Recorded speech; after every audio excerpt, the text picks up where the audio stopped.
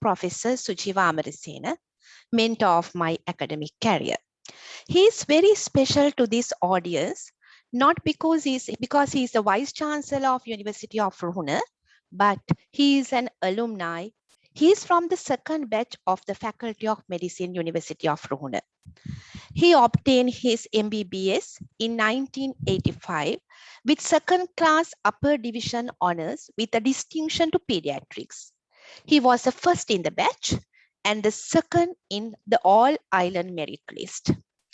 Upon completion of his MD Pediatrics, he joined the Department of Pediatrics Faculty of Medicine as a lecturer in 1990. He had his overseas training at Monash Medical Centre in Melbourne and Royal Alexandra Hospital in Sydney. He was promoted to senior lecturer in 1994, associate professor in 2003, and professor in pediatrics in 2008, and senior professor in 2016. His professional life was not limited to teaching students, treating patients, or research. His leadership qualities extended to many administrative posts. Head Department of Pediatrics for 9 years. Founder Dean, Faculty of Medicine, Sir John Kothalavala Medical Faculty. Dean, Faculty of Allied Health Sciences. President, College of Pediatrics. Chairperson, Board of Study Pediatrics. And today he is the Vice Chancellor of University of Ruhuna. His contribution to the undergraduate degree program and the postgraduate pediatrics is magnificent. He pioneered or leading member of the teams to establish rural health program, allied health degree program, especially the BSc nursing, diploma in lactation management, neonatal advanced life support program, advanced pediatric life support program, and many more. He has many publications in indexing journals, many presentations in national and international conference, orations, and a resource person in many academic events. His invaluable service to the field of pediatrics as a clinician and a higher education as an academic cannot be worded in few minutes. He has a unique personality. He is an icon of courage and determination. He works to his target till he achieves it, despite the obstacles, whatever he encounters. He stands on his principle. He is a role model. His leadership qualities are indispensable. I am tired. I cannot do it now. I'll see this later. Most of the time you and me use this word, but they are not in his vocabulary. Dear students, we are treasured to have a leader who is charismatic, inspiring, friendly, and approachable. I would like to invite our Vice Chancellor, Senior Professor Sujiva Amarasena, to address this gathering. Over to you, sir. Thank you. Thank you, Pushpika, Dr. Pushpika, for that kind introduction.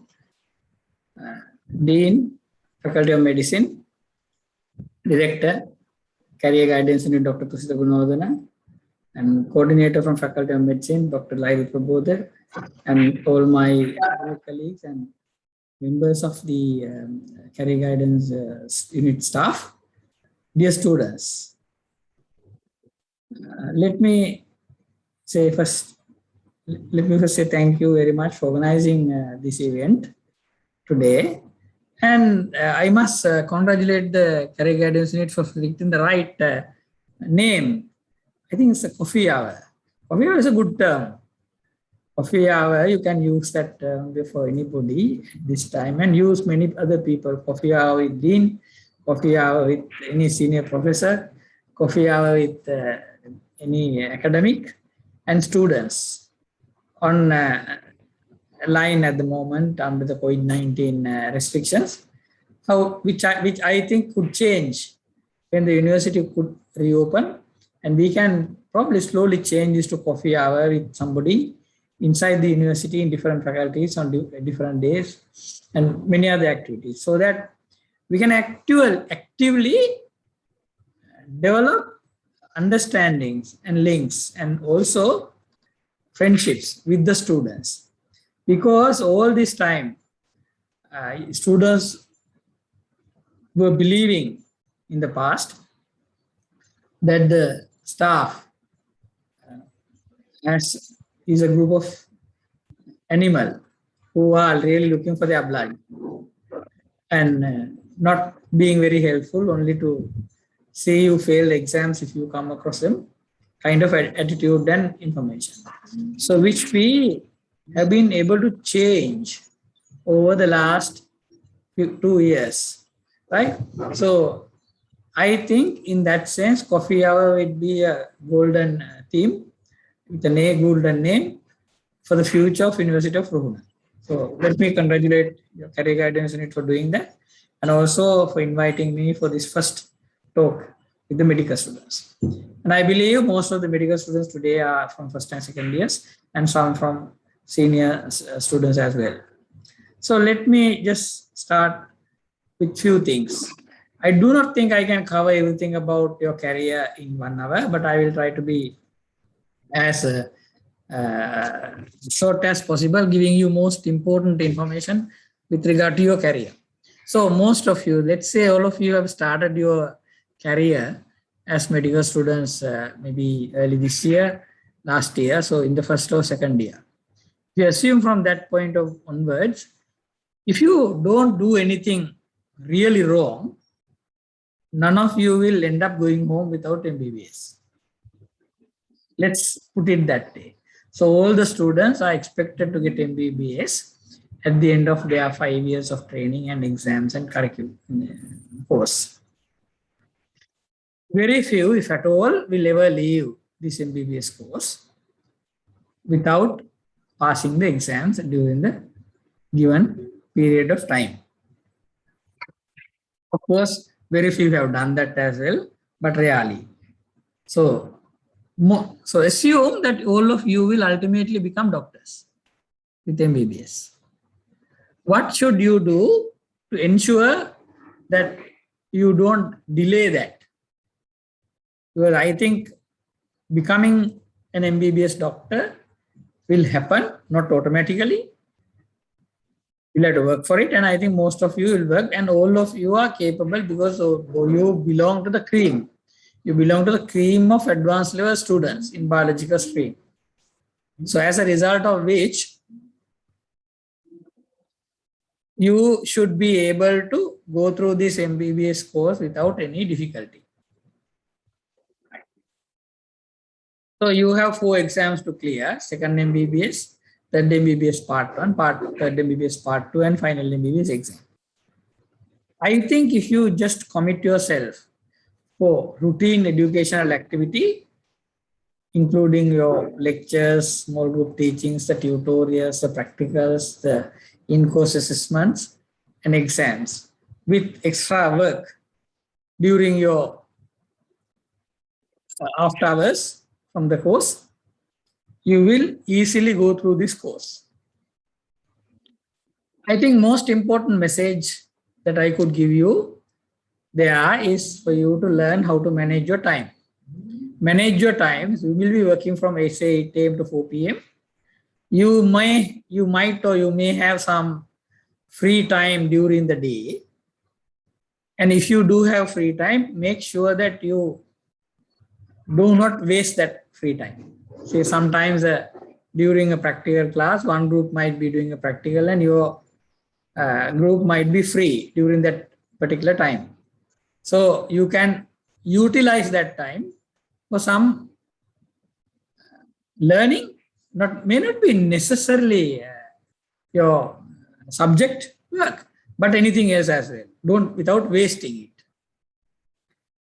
So that is one thing you should do. Then after hours, you also must make sure that you participate in some other extra curricular activity, play some table tennis, badminton, do some other sports that you have facilities for when you are inside the faculty,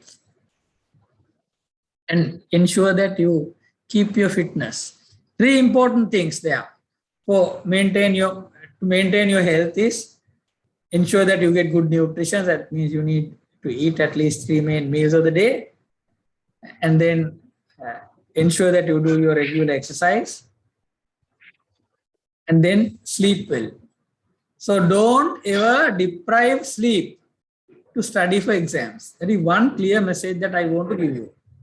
You will never ever benefit by depriving sleep and study. I have seen perhaps even 100, probably more than 100 times, how students come for clinical examinations after studying till 3 o'clock in the morning and then waking up at 5 o'clock in the morning and then coming for the exam and then really having thought blocks where they cannot get an answer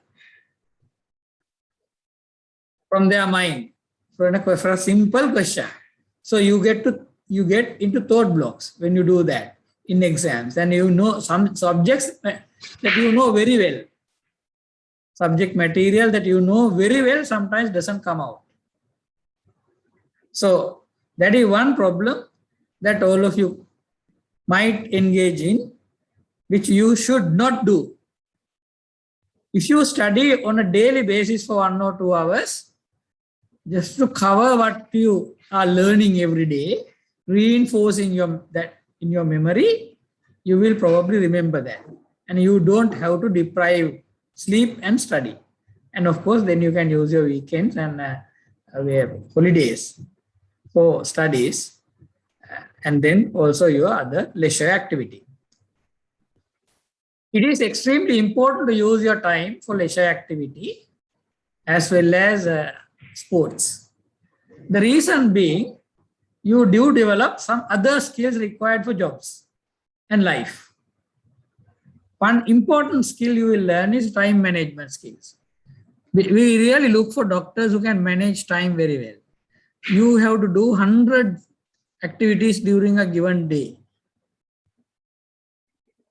If you can't manage your time very well, you will never be able to become a good doctor, because you will be always leaving behind some work for some other person to do.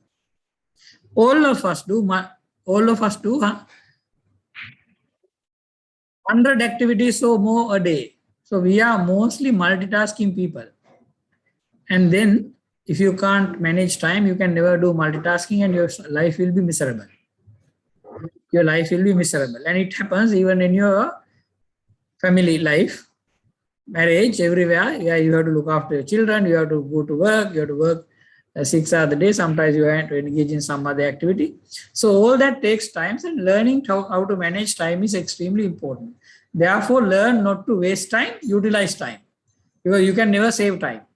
You can never save time. So you can only utilize time. So utilizing time means that when you have free time, I do not mind you going and playing table tennis for the day. 1 hour free time, that's fine. That's no problem for you, for me. That's what you should do. You are doing something rather than having wasting time doing nothing. Sometimes it is probably important to sit and chat with other friends about various issues in the country as well. I'm not saying you should never argue or debate about political problems in the country. I think that is what you should do, because that actually helps your thinking. It helps you to develop thinking skills, analytical skills, arguing with each other without believing what others say, everything about something. So that's an extremely important thing to do. And of course, certain things not to do in your early career. If you do that, you will pass your exams. So I'm not going to talk to you about how to pass exams after this. That's it. I think if you do that, you will pass exams and you will be automatically a doctor. Then there are things that would delay. I would really like to talk on that bit. Delays in graduation and delays in getting jobs. Obviously, your course is 5 years. So all your other parallel colleagues who entered with you into science faculty and agriculture faculty and other faculties would graduate 1 year ahead of you. But you will graduate 1 year after them. And then there are system delays. Once you pass your exam, in all the other fields, perhaps you can straight away go for a job. You go for a job, apply for a job, go for a job interview, go for a job. Some of them might wait for government jobs. That's a different issue. I'll talk about that later. But you go for jobs. But your job starts with an internship within the Ministry of Health, which has an organized way of allocation. So we wait until all medical faculties put their graduates out parallel to your advanced level and put them according to a merit list prepared by the UGC based on common MCQ. And please remember that there's a thing called common MCQ in which the papers are set by all the medical faculty staff getting together and through the UGC, and you sit the same paper across all faculties of medicine on the same day at the given time. So with the basic marks of the common MCQ and the clinical marks, common MCQ marks in 5 subjects, so 4 subjects, and then clinical marks, you prepare the merit list. So that takes several months. So some of you might be employed as demonstrators or temporary staff, research assistants during that period. Others might not have, some may not have jobs. So that period may be maybe 6 months, maybe 8 months, maybe 1 year. We do not have a definite time period for that. So that's a time waster. Now we have not been able to change this system for a long period of time. I think it should change, but it should change with the concurrence of all medical faculties and all medical faculty student leaders, unions and members. So that will take time. Of course, I do have some ideas on how to change it. I'm not going to talk about that later. Now, I will talk about, if necessary, with some other time, at some other time if I have time. So let's say you go for the internship and then you have a post-intern appointments. Again, is given to you on the basis of your final year merit order. Your first appointment, internship, and the first appointment in the post-intern list will be dependent on your merit list. So merit list is important, but it is not the only important thing in life. But once that first appointment is gone, your appointment is given on the basis of your seniority. So in the batch, your seniority will depend on the merit order, but beyond that, seniority will be dependent on the date of graduation. So your seniors will be senior to you, your juniors will be junior to you. That is how seniority is decided, and that is how you will get appointments. So in the first few years after graduation, you might not get the job of your choice initially, but you might be able to get the job of your choice with time. Most of the time, if you are in the top order of the merit, then you can probably get a good position that you might like to work. However, please remember, every job is important wherever you work, whether you work in Mantiu or Mullaitivu or Colombo is immaterial. Everywhere people look for healthcare, seek healthcare from you, and providing healthcare in Colombo, Mullaitivu and Mantiu for poor people and whoever is extremely important. So you are going to do that job. So that for the responsibility doesn't change. Now, when you go for this internship, you need to possess skills and knowledge. So that is what will be given to you during your training. The required skills, knowledge, skills, and attitudes are imparted during this course. Please learn, please acquire knowledge, please acquire skills by actually doing work in the ward, especially in clinical training, where you learn how to take history, how to examine patients properly, recognize clinical signs, put in cannula and do procedures, pass catheters, do surgical suturing, and on resuscitation. So those are skills required to be a good doctor. Please acquire those skills during your training. Now that's another aspect in your training. Please ensure that you do this. And how can you ensure this? You can ensure this by attending clinical training on a regular basis without missing out. And I think medical students do have a habit of missing out from their clinical training depending on their attitudes. I think it is in general that is not a good habit to follow even from your friends. Ensure that you go there, you stay in the ward, you see patients, you see their problems, you listen to them, you talk to them, and you really understand how illnesses affect their lifestyles and families. And I think that's something that a lot of doctors do not properly understand. And that is where our doctors are currently being challenged by the civil society. Please understand this. Civil society is quite concerned about humanity and attitudes of doctors, the kindness, the empathy that doctors should provide for people is being looked at as important as your knowledge and skills. For example, one of my classmates spoke to me today and said, Machan, I rang 24/7 number for a query about my COVID-19 situation today. You know what? That doctor spoke to me for a long, long time. He was never in a hurry to hang up. He gave me answers to all my questions and he was very kind. So he took the trouble to ring me and tell me that, knowing that I am a doctor and I am one of his friends and knowing that I might be working sometimes for COVID-19 patients. So that's a good impression. Now that talks about quality of care. So that man, that my friend is very happy about the quality of care provided over the phone by the young doctor. He didn't know his name. So, but he was impressed. Now that speaks volumes about the health system. So health system could be happy with those kind of doctors. And you know what?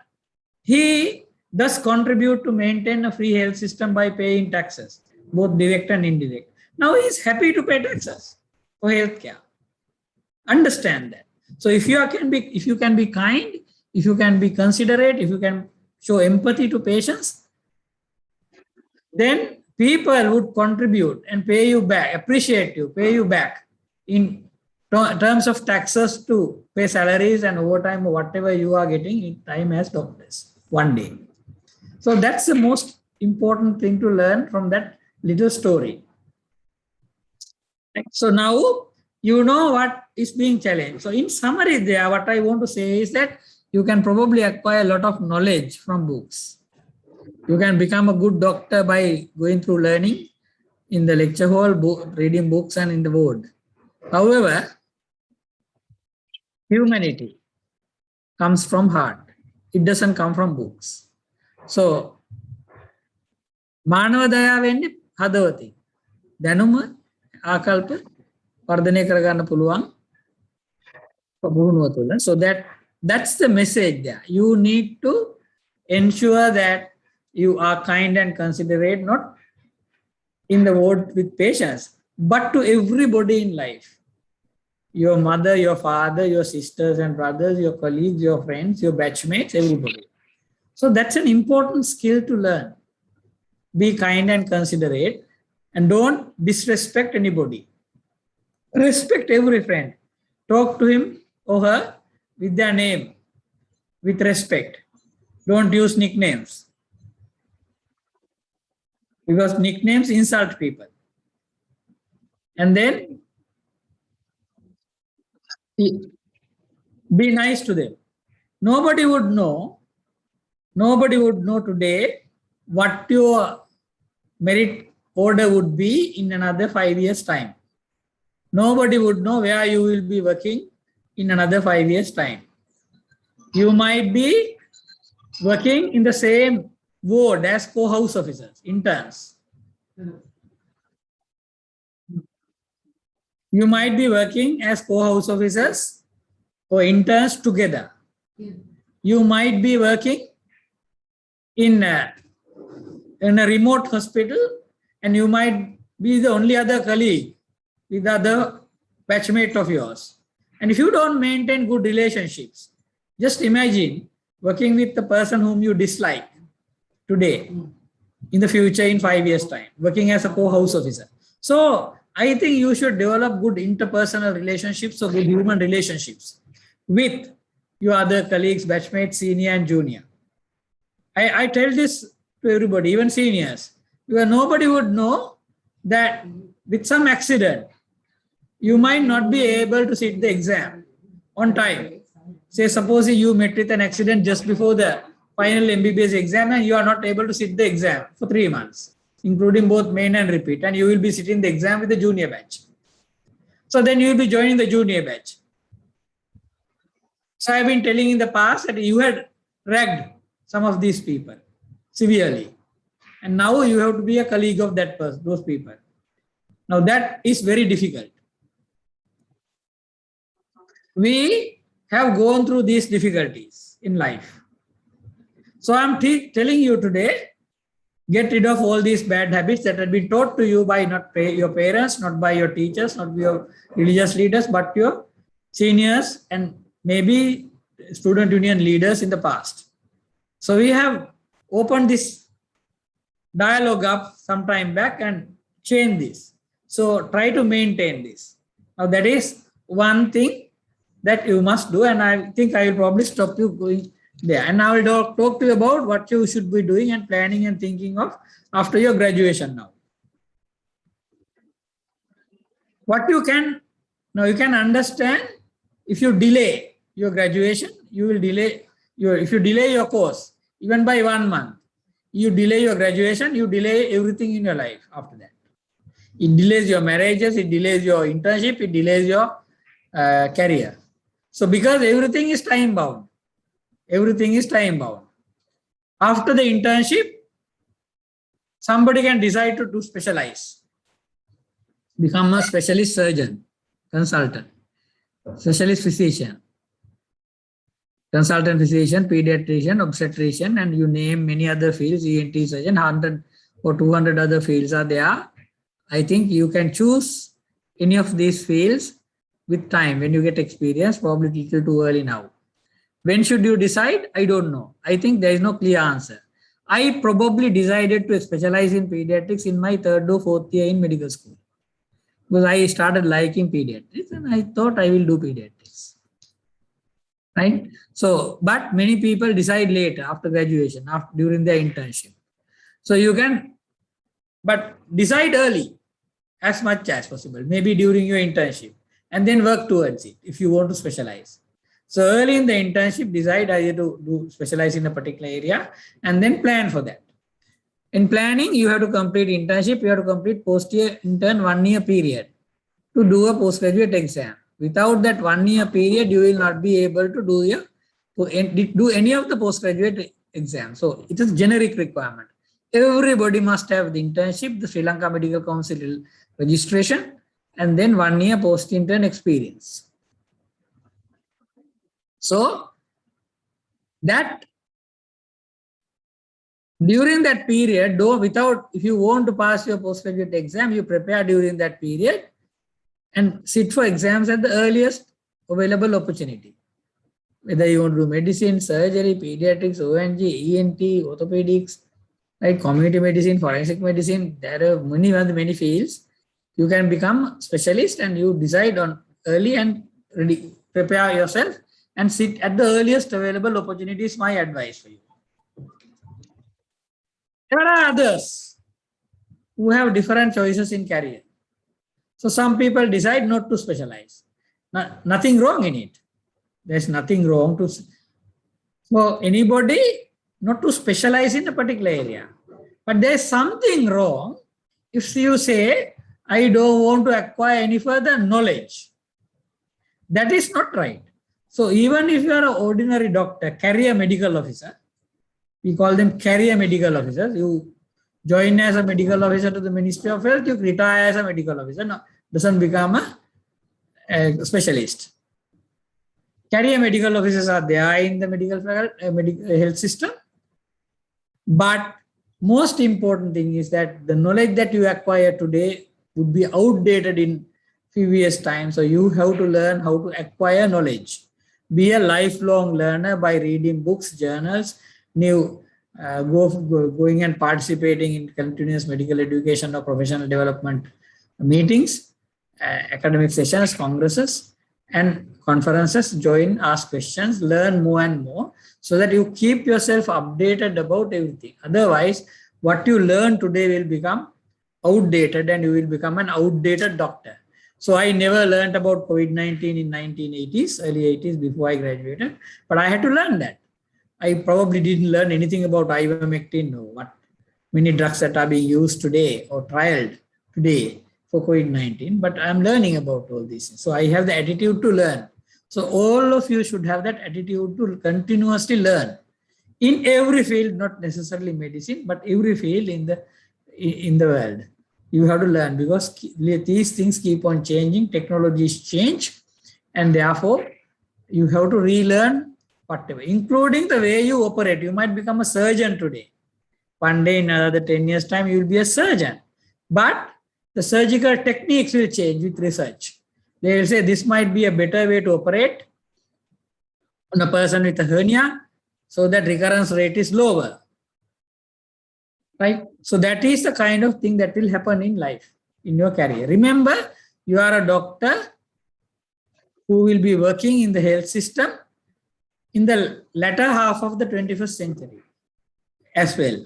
You will become a doctor in late 2020s, right, after 2025, but you'll be working till 2060, 2075. So you will be a doctor even in the latter half of the 21st century. So a lot of things will change during this period. Technology advances, science advances at a very rapid pace now than ever before. So you will have to continuously learn.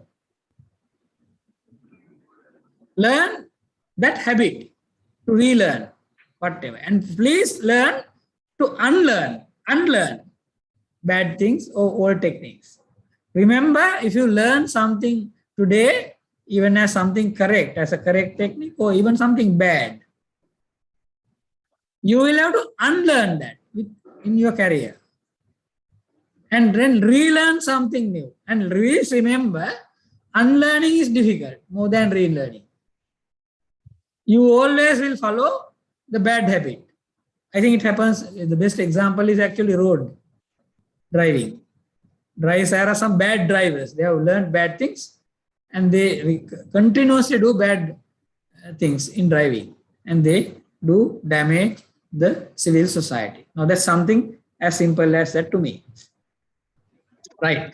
Now, for career medical officers, what are your pathways?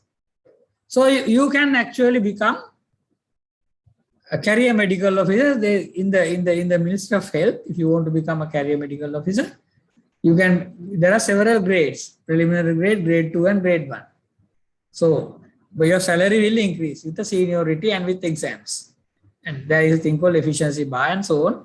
I think you will learn all that. I'm not going to dwell on those things now.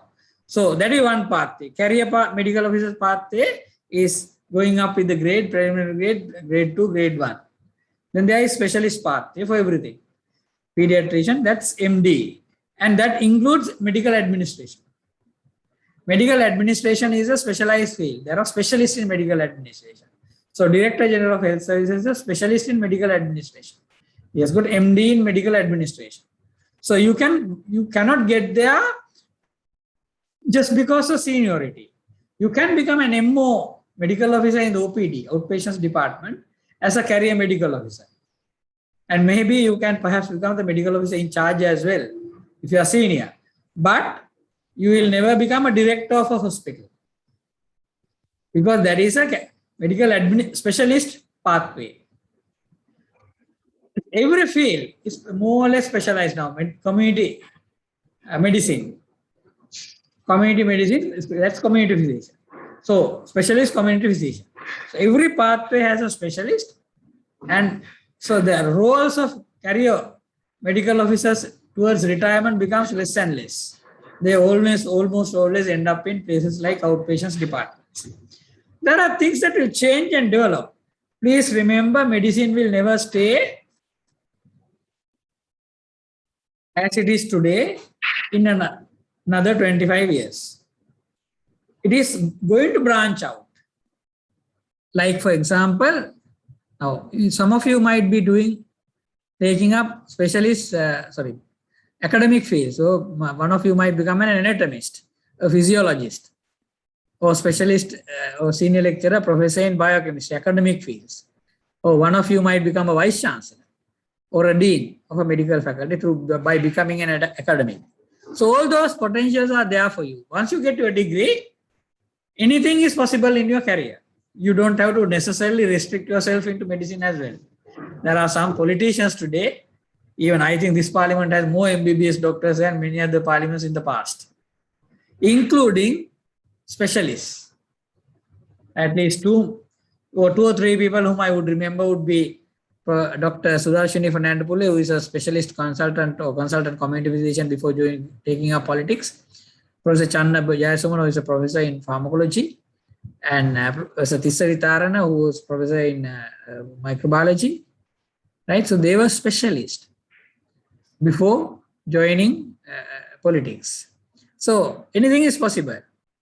You might become a politician, you might become an administrator, you might become a doctor or consultant. You can choose your field. So there are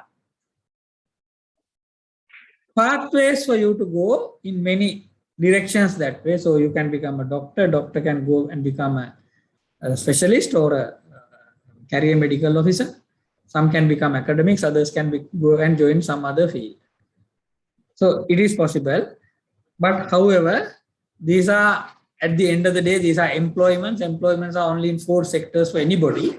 You can get a job in the government sector, you can get a job in the private sector, you can get an overseas job, or you can get yourself self-employed. It's only 4 types of jobs are in the world. So learn the skills of going into any of these fields, and skills required for any of these things are more or less similar. And what is happening today, the skills required for 21st century graduate is going to be different from the last century graduates. So I am going to belong to dead species very soon. You will be a graduate in the 21st century. So for example, for you, time management skills, multitasking ability, right? And then technology management would be absolutely essential skills. Communication ability, soft skills are imparted through the career guidance unit. I just witnessed what Dr. Tusita showed you, the director, the number of programs, the leadership, taking initiatives, facing challenging situations and facing crisis situations, taking up challenges. Now, COVID-19, look at COVID-19. We have seen people who are failing and passing COVID-19 test, right? So we have seen areas where COVID-19 is not very well managed, and we have seen areas where COVID-19 is very well managed. So the leaderships provided by grassroots level doctors in the community has changed this entire picture. So that is what I would like you to understand. This picture is changing, not because of political decisions. It is changing, including vaccination. People might be blaming vaccination program. Say vaccination was recommended for people above 60, it was given to people less than 60. Take something that policy is made by the government, implementation is done at the grassroots level, and policy is not implemented at the grassroots level. So leadership at the grassroots level is being challenged. Now, understand it as a challenge and understand that it has been a graduate, MBBS graduate, who is involved in that entire process. Now that, if you understand that, you will see the different capabilities of MBBS doctors at different levels, different abilities, right? So all that is determined by the leadership skill of a person. And all doctors must be leaders. All doctors must be leaders. So acquire leadership skills during your training, and I'm sure CG will help you, but also your faculty is probably now having a new program to develop those leadership skills in the future, right? Above all, be a good human being, right? As I said earlier, everything can come from book, but except humanity. Humanity has to come from your heart. So please learn that, right? At the end of the day, try to be a unique doctor. Try to be a unique doctor. I am different from all the others. You don't have to advertise that. People will understand that. If you are kind and considerate, people will understand that you are a kind and a considerate doctor, and he is different from all the others. That uniqueness will take you forward and move you upward. And I think something that Pushpika said there, I probably was unique. I'll tell you a few things that I did differently from the beginning as a doctor, right? So you need to be unique, you have special skills and special abilities, and to be different, and not to be different in a bad way, in a good way. I'll come to that later. So the important things that I want you to learn, I have probably said. What you should not do, I didn't probably mention. You must never disrupt your learning. You must never participate in a strike. I think not only now as a student, but as a doctor as well. Because I think it is a problem. It is a problem to go on strike as a doctor. Because at the end of the day, you are putting somebody at risk of dying by that approach.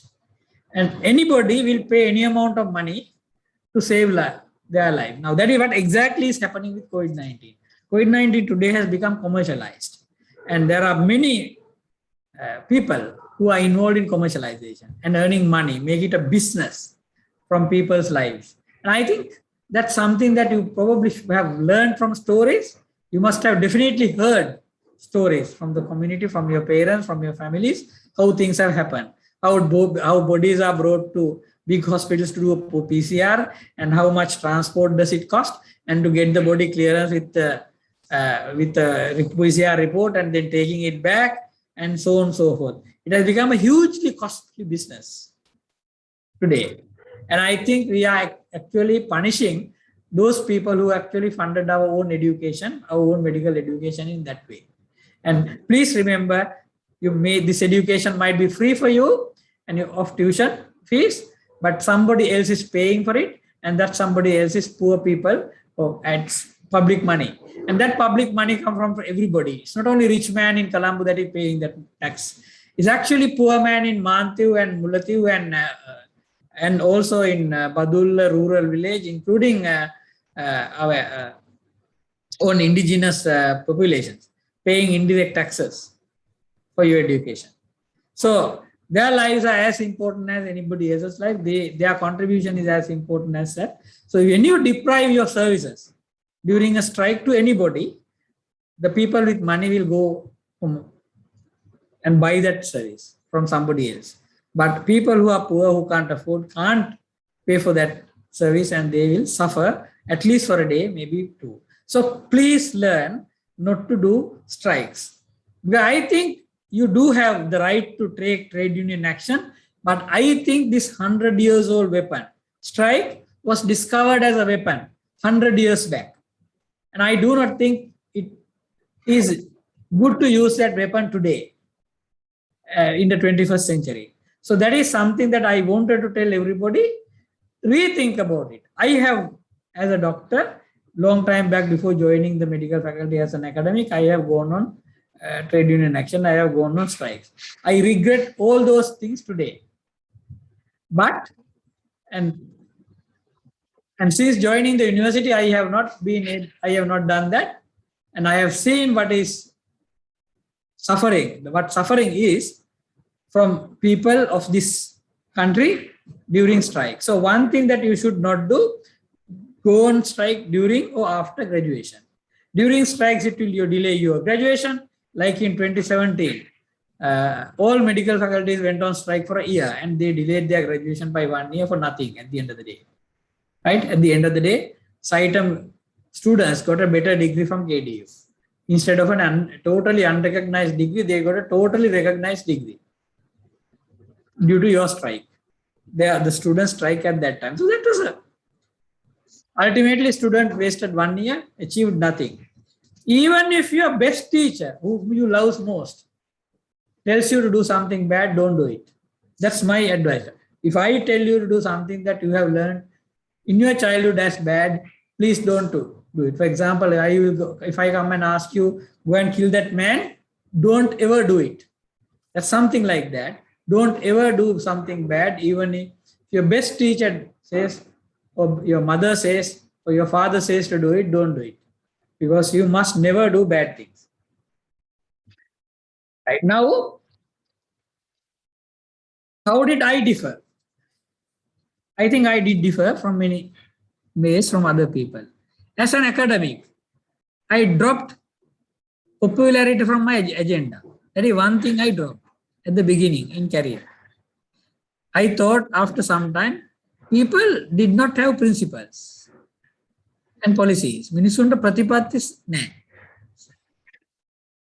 When you don't have moral principles and policies, it is difficult to work with them. So I decided not to have principles in life rather than, and policies in life rather than popularity. And as a result of which, many a times I had to tell many of my friends, look, now I do not think doing that is right. Therefore, I am not able to join you. As a result of which, my friends probably became unhappy with me and probably I became unpopular. However, I was able to stand up as a unique person and a different leader. And I think a lot of my friends know that now. And as a result of which, I have been able to win all of them back probably, and most of them back, if not all, with time.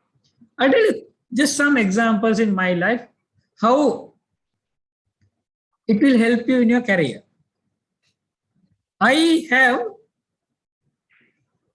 taught my students all the right things. And when they say do wrong things, I tell them, look here, that is wrong, don't do this. Whereas maybe some other person, some other consultant, maybe some other teacher may be asking them to do it. Right? Without realizing that all of you who are students today will become graduates in another 5 years' time and will become 40-year-old married and matured men and women in another 15 or 20 years' time. And you will remember those incidents forever. And then realize that this particular teacher told us to do this and it was bad. Only this man said, this is bad, don't do it. And they start respecting you in another 5 years' time. If you remember that Visapamok story about Brahmatra Rajurangi Puta, son, about eating Karali story about. In your Buddhism, in your religion, you learnt about it now, right? Gingerly. So now that story is all about that. That he was punished by the teacher.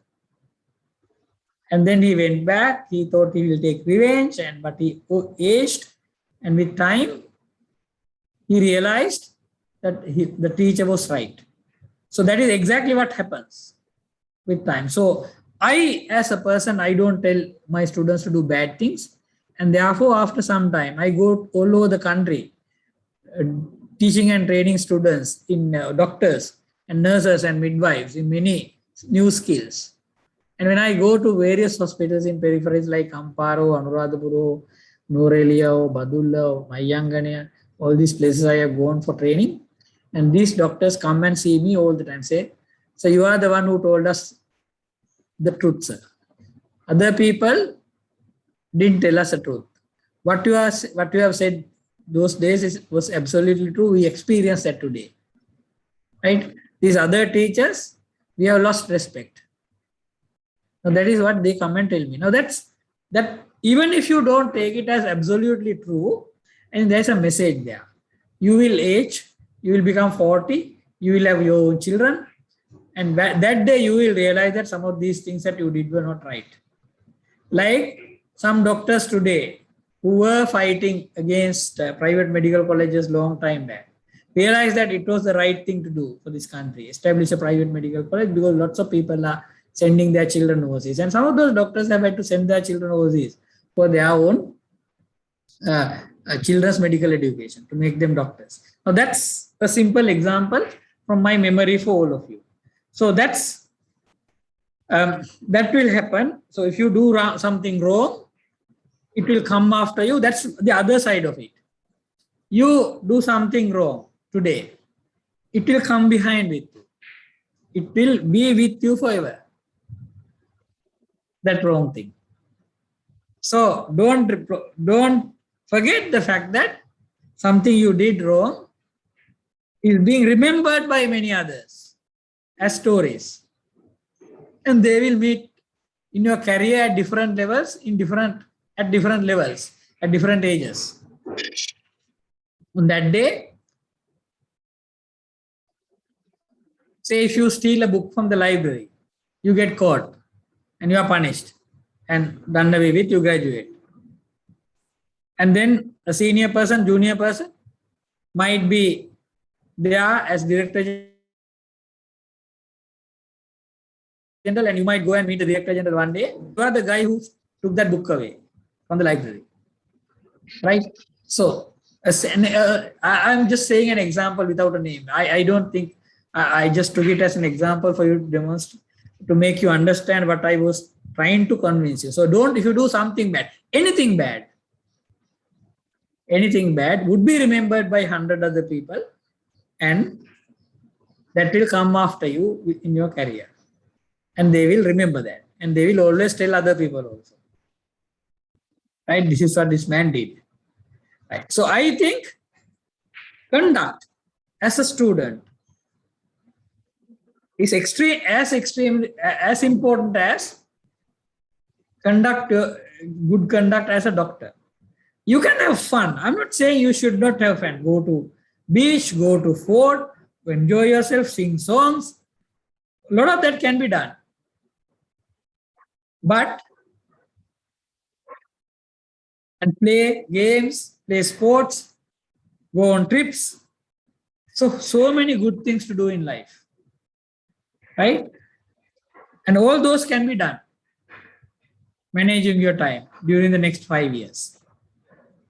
However, don't ever engage in anything wrong. And if you do that, you will pay a price one day for that.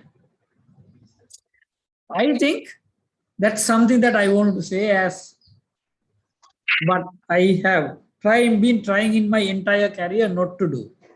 Not to do anything bad to anybody. Not to do anything bad to anybody. And as even Vice Chancellor today, I have a lot of power as a Vice Chancellor, do many things. But I try not to do anything bad to anybody. Never take any revenge from anybody who have said anything bad about me in the past.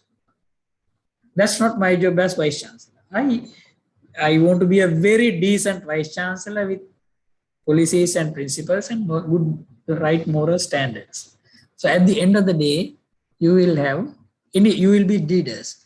Please remember, these are going to be my last few sentences in my speech before I take questions from you.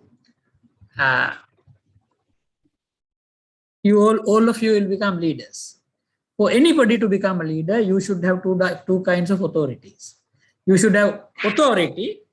Number one is legal authority to be leader. For example, I have legal authority to be the leader because I have a letter of appointment issued by the president of the country to be appointing me as a Vice Chancellor. That's my legal authority. Your dean has a legal authority because I have issued him a letter appointing him as dean.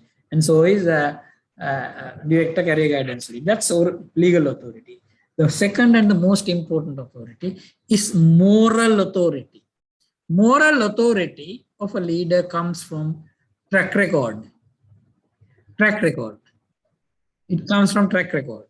If I do something bad today, that will be carried with my career until I die. I lose my moral authority by doing that. I lose my moral authority by doing something bad. If I don't have moral authority, I will never be able to guide this university with my legal authority. Because people will say, so that is where the issue is. For a lot of people in a system, political system, in administrative systems, they do not have moral authority. That is where I said, don't do anything bad, because you lose your moral authority. One day, one of your batchmates will remember that and tell everybody, this man did this when he was a student, so he cannot be trusted. That's it. So I think if you don't want to remember anything else that I said in this entire lecture, please remember those two things. Don't do anything bad, because you will lose your moral authority one day as a leader. Do only right things. And of course, legal authority will follow you. So by deciding to become unpopular, by not taking popular side, and by deciding to stand on my own principles and policies, I maintained my moral authority to be the leader today. And legal authority followed me to become the Vice Chancellor. I think I am going to conclude my speech there. I'm sorry I didn't prepare a single slide for all of you. But I am prepared to answer any questions from my students and anybody, even the staff. Thank you very much. Thank you very much, sir.